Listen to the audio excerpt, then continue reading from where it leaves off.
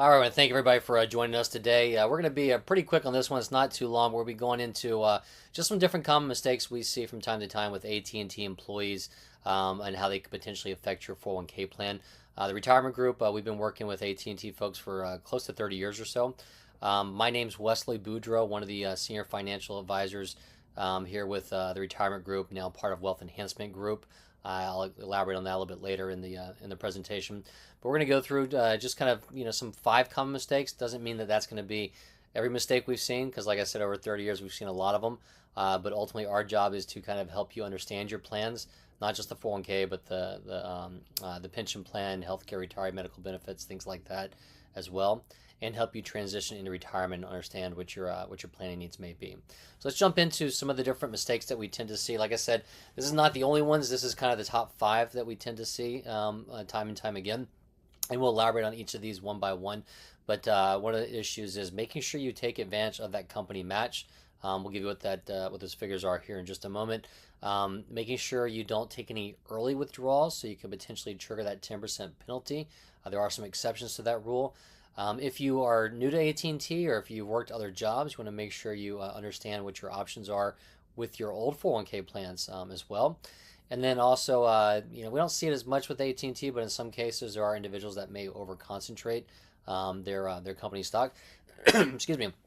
And then also failing to rebalance or monitor your portfolio. And that's another aspect where we can kind of step in and help you with that as well if you do need that assistance. So getting into that first one, we talked about missing out on the company match. This is first and foremost one of the easiest, simplest ones to take advantage of.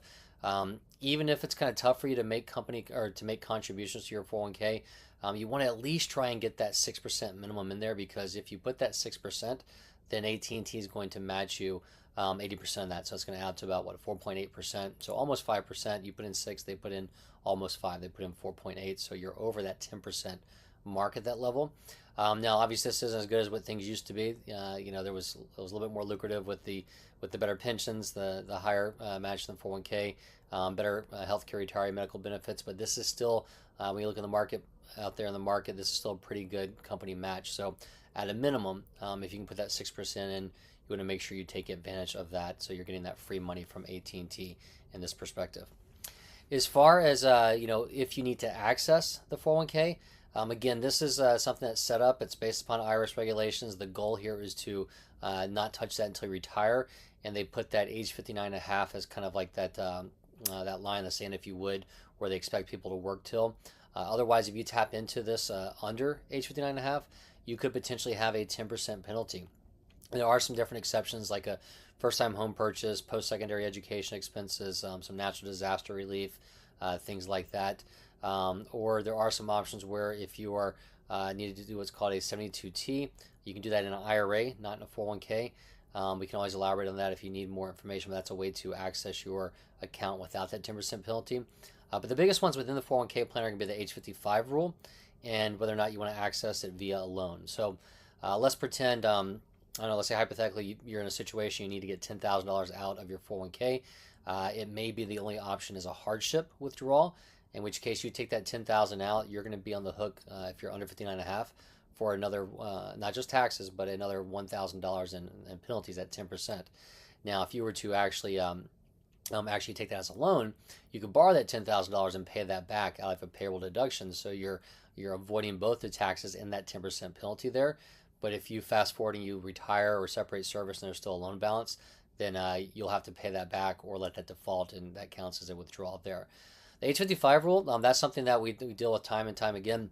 And it's definitely, if you want to know if you're working with an advisory firm that's got your best interest in mind, it's one that understands that 55 rule. Because a lot of times you may see somebody that leaves AT&T, let's say 57 years old, and they come across some advisor and they say, well, great, let's roll everything over to an IRA so we can help you manage it.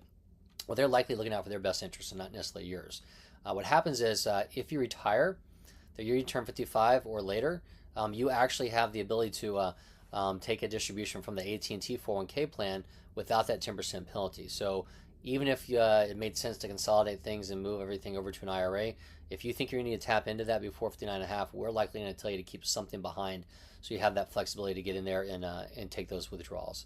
So again, any questions on this when we go through a cash flow analysis or go through your needs, we can dig into the actual ins and outs and the benefits you have there. So as far as if you've made some changes in your career, and maybe AT&T is the third or fourth job that you've had, and you may have some old 401k plans, and the question becomes, what do I do with those? You have the option to roll those into the 401k plan to consolidate them, make them easier. You also have the option to roll those over to an IRA where you typically have more investment choices and less limitations. You can also get the advice of an advisory firm like the Retirement Group and Wealth Enhancement Group. Like I said before, you got more investment choices. There's more accessibility to it if you need to tap into it for some reason. Still the 10% penalties there under age 59 and a half. There are some exceptions there that are different from the 401k plan, but we can get into that on a one-on-one basis. Or it could be you say, hey, I just want to consolidate things, move it over to my 401k plan just to keep it all in one place. That's great. You will be limited as far as the investment selections. There is the only kind of downfall in that case. There are some other options where people say it's better for credit protection. And yes and no, there are some private letter rulings on that but as long as you've started money from a 401k plan, that kind of travels with you. If you move that to an IRA, you tend to still have some protection in that nature as well. Another one we tend to see is the over concentration in a company stock. I'm not going to say this is 100%. A lot of times AT&T, I've seen it. I've come across it where some individuals have a very high concentration in AT&T stock. It's just the stock hasn't been the most lucrative over the years where somebody typically is going to do that. We do see it a lot of times when we're working with oil companies like ExxonMobil or Chevron.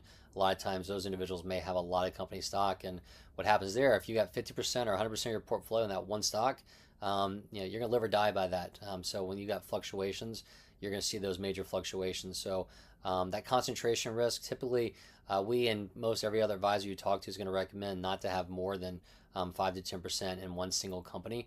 So whether that be AT&T or whether it be you retire, move it over to a 401k plan, or move your 401k to an IRA, and you decide to load up on Nvidia, Netflix, Amazon, things like that. You want to make sure again those are not constituting more than 5 to 10% of your portfolio, because again you're going to have overweight to those, and movements in those will essentially kind of lead the entire portfolio along. So again, if you got questions about that, we can always go through a strategy to diversify those as well. The beauty of a 401k or an IRA is there's no tax ramifications, so you can make changes pretty easily. It's only taxed when you physically take that money out to yourself. Another one that we see is just to set it, forget it. There are some age-based funds which are good because they will actually kind of semi-change over time for you. What you're doing is you might say, okay, well, I'm going to work till roughly the year 2040. So you pick the 2040 fund. It's going to be a little bit more growth-oriented right now. And as you get closer and closer to the year 2040, it's going to become more and more conservative for you. And so that does the job for you. But a lot of times they don't necessarily do it as often as they should. And sometimes they may be overweight some areas, or they may be a little bit slower to that conservative nature. So it's important for you to understand what your risk tolerance is. What are you looking to achieve? How much are you willing to lose?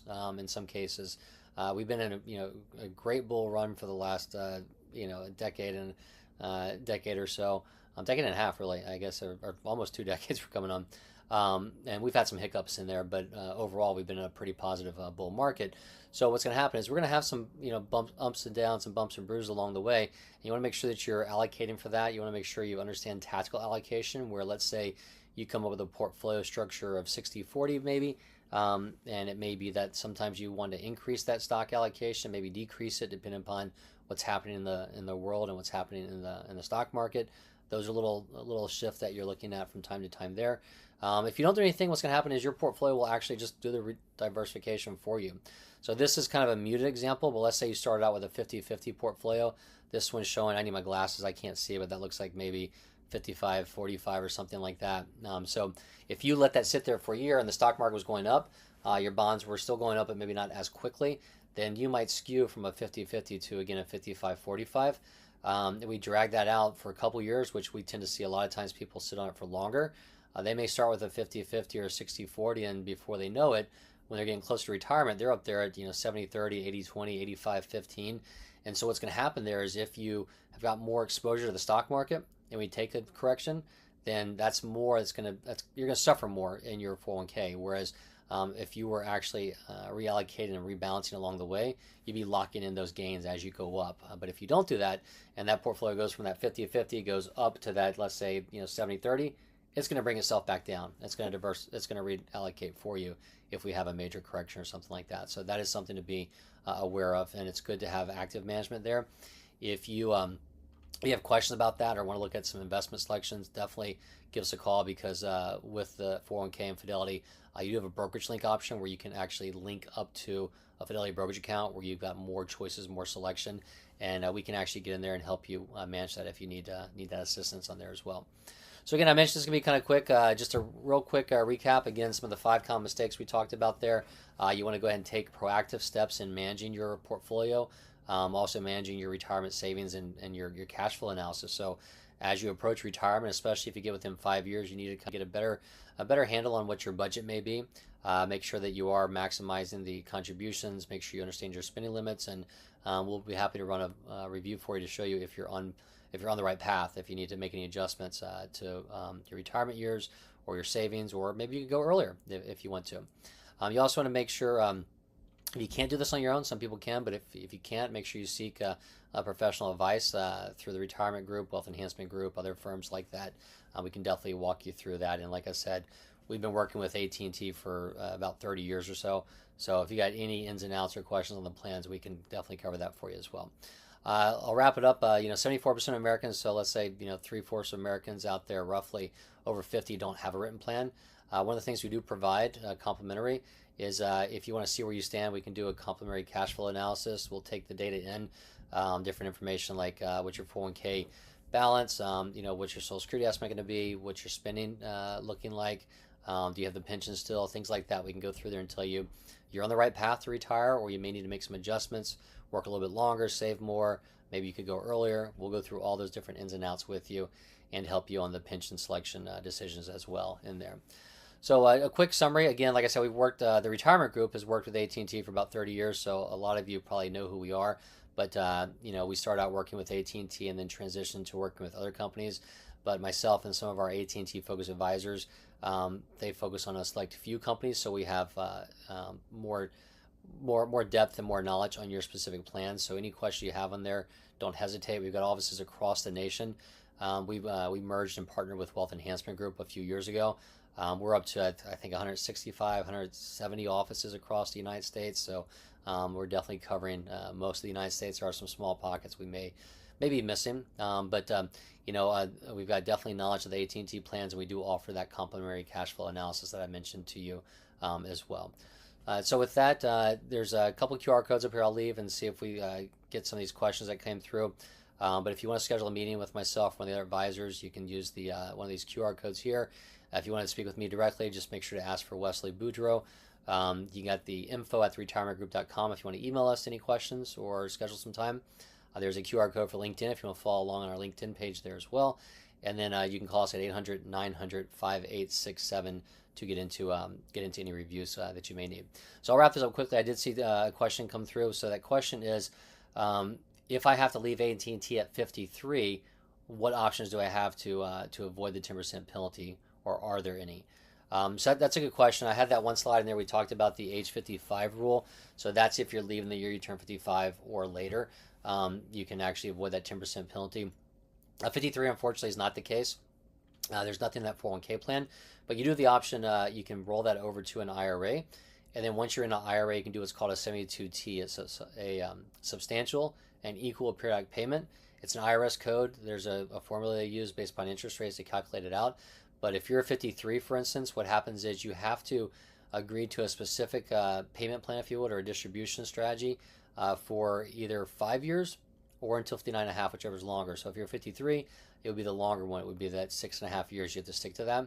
If you make a mistake and don't stick to it, they can come back and retroactively penalize you that 10% on there as well. So be very careful about that. You want to work with a firm like the Retirement Group, who's done this extensively and has more resources to make sure you don't make any mistakes on there. So again, I want to get everybody back to work, and I hope you had a great, I hope you picked up some good information. I hope you have a great day. One last thing again, even though we've worked extensively with AT&T, does not mean we're endorsed or employed by them. But again, if you have any questions whatsoever, just call us at 800-900-5867. Thank you very much and have a great day.